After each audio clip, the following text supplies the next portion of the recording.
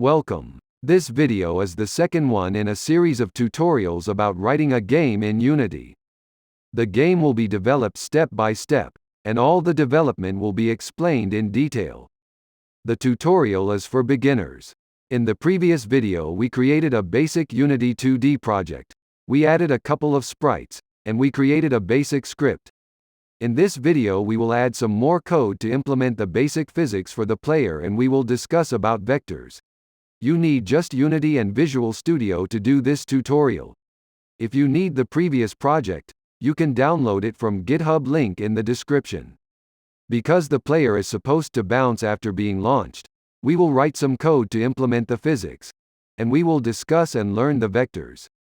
Vectors are extensively used in games, other programs, and scientific applications. So, what was the logic of the game? Let's check it again quickly. The player will be shoot from a cannon, and it will follow some velocity and the gravity. It will bounce on the ground, and will lose some energy at every bounce. When the energy is zero, the game ends. In future we will add more, like power-ups, different items on the ground, enemies, player controls, etc. Let's edit our script. The game logic. Double-click on the game logic script to open Visual Studio.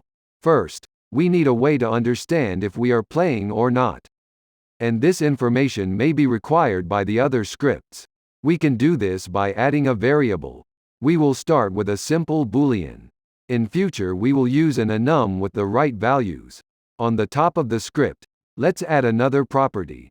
A Boolean one. Let's call it playing. This property will be set as static, so all scripts can check it without requiring a reference. The only script that will write and change the value is the game logic script. Let's set it to false when we init, and set it to true when we start. And we will check if we can start only if we are not playing. We will do this by adding an extra condition to our input.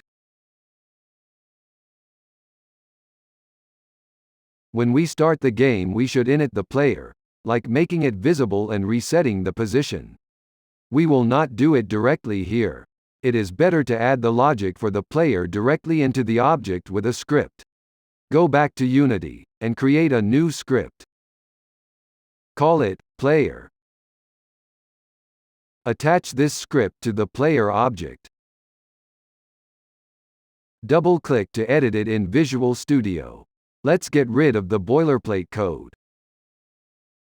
Create a public init method. In the init we will set the object to be active. And we set the start position. Let's go back to Unity to copy the correct start position for the player. We can find the position in the transform of the player. If you paste, the vector will be set for you. Now, let's go back to the game logic script in Visual Studio. We should change the reference to the player, from GameObject to the new script we created. Just change the type. Line 16 has now an error. We were using it to disable the player. But it is no more a GameObject.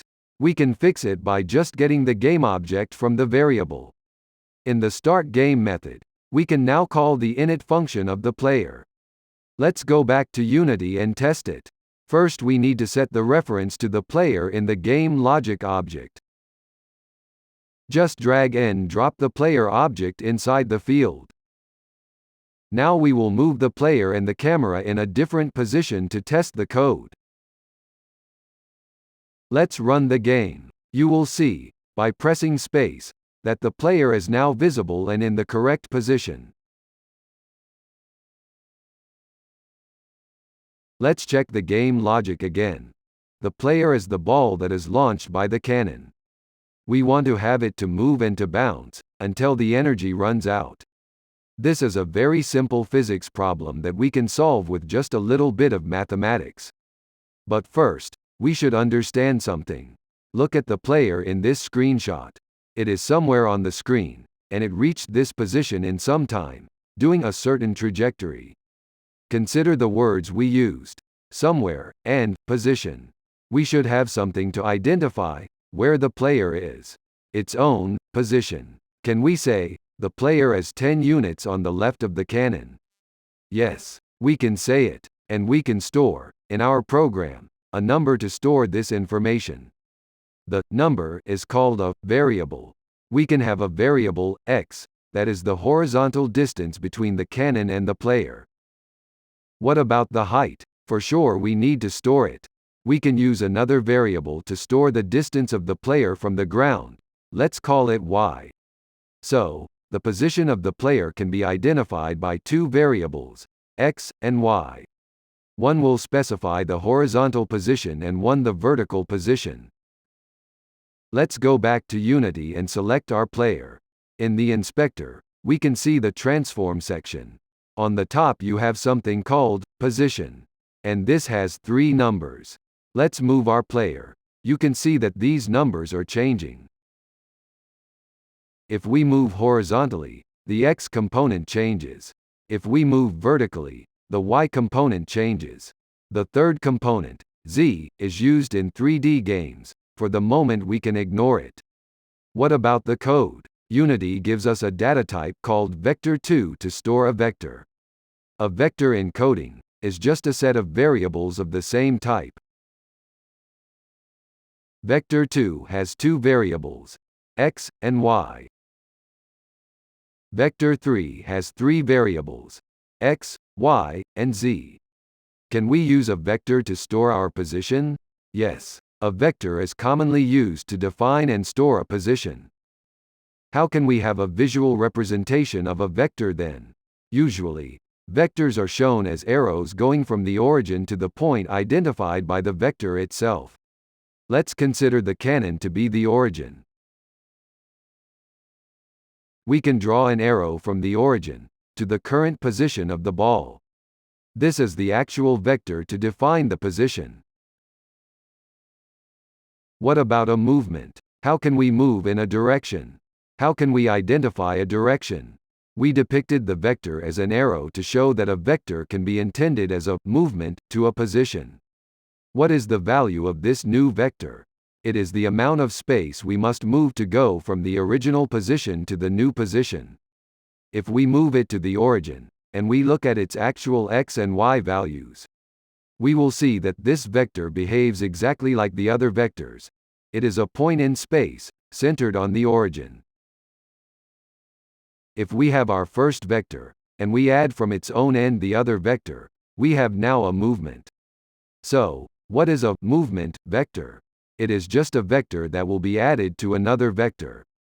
Adding a vector to another has the effect of applying the vector to the end of the previous one. This creates a new vector that points to the final position. How can we calculate the new vector called new position? We can add the vector original position to the vector movement. At code level, if a vector is 10, 6 and another is 3, -1, the sum of the vectors is calculated by adding the x values together and the y values together.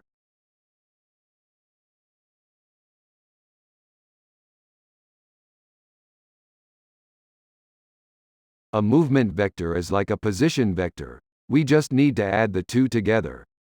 And we can do it multiple times if we need. Okay, what about the velocity the ball has at every moment? First consider another view of the vectors. If you have a vector, you can see that it has an angle from the x-axis, and it has a length. Let's call the angle of the vector direction, and the length of the vector magnitude. Vectors that have a length of 1 are called unitary vectors. They are very common when working with directions. What is the velocity then? It is a vector applied constantly to a position. We can define a velocity vector and apply it to our position. Our position will move according to the direction of the vector and its length. The length in this case is called speed. As general idea, longer the arrow is, faster the movement will be. Let's go back to the code of the player and add another property for the velocity. As we saw, this will be a vector. How the position is calculated? Are we moving each frame by the velocity vector? No. The velocity is the movement per time. we will just add the velocity vector by the small amount of time passed from the previous frame. The formula is new position equals old position plus velocity multiplied time passed. Unity helps us by giving this amount of time passed value. It is called time.delta time. You can think of time.delta time as the time between two frames. It is usually a small number, like around 0.016 seconds for 60 frames per second. Let's select the player in Unity and set a value for the velocity and test the game. Okay, now our player flies away. We have the initial velocity, and we always use it. If the velocity does not change, the movement will continue forever in the direction. We set an initial velocity in the inspector of the player. As vector, it has both a direction and a speed. But it is not easy to find what both values are when it is represented as vector.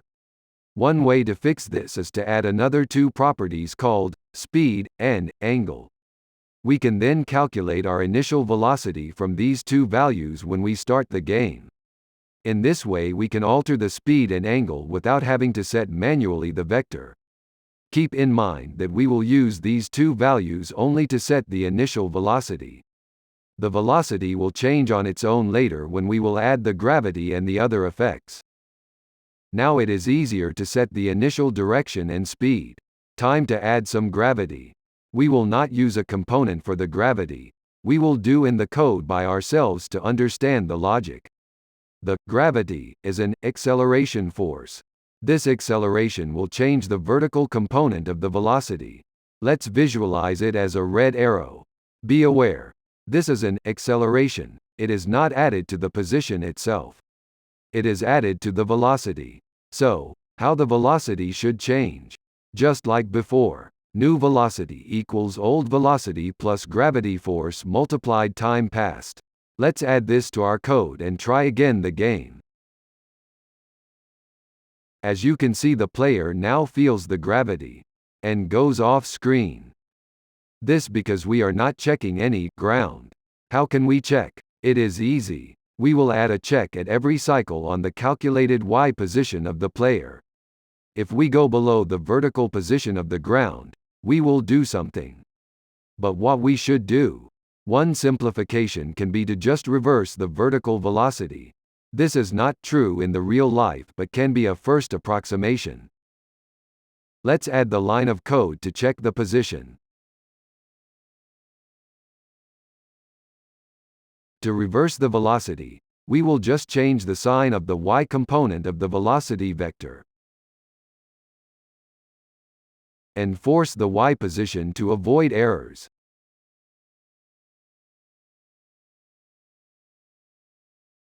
Let's test again.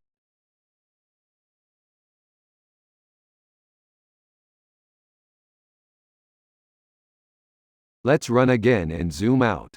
Let's alter the gravity, angle, and speed values until we have a good result.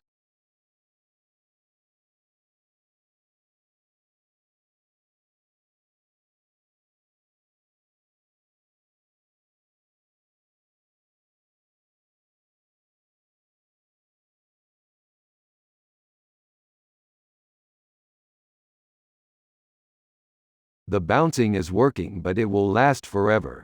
Why? Because we are not consuming the energy. You can think about having some energy to be lost every time we bounce. How can we reduce the velocity? We can just multiply it by a number smaller than 1. For example, multiplying it by 0.9 will make it lose 10% every bounce.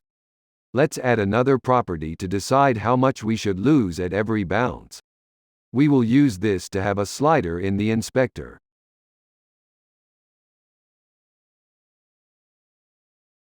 Let's run again and let's try to find a good value.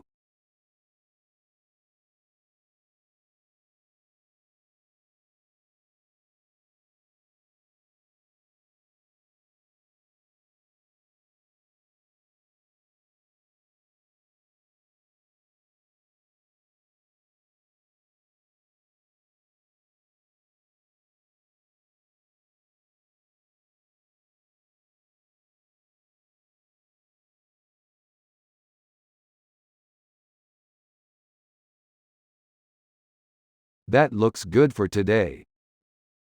That's it for this second tutorial. What we did in this video. We learned about vectors. We wrote some basic physics code to simulate velocity and gravity. We implemented the bouncing and the reduction of energy. In the next one we will have the camera to follow the player while bouncing, and we will show the distance that will be reached. Check our Discord site for help in game development. Ciao. See you next time.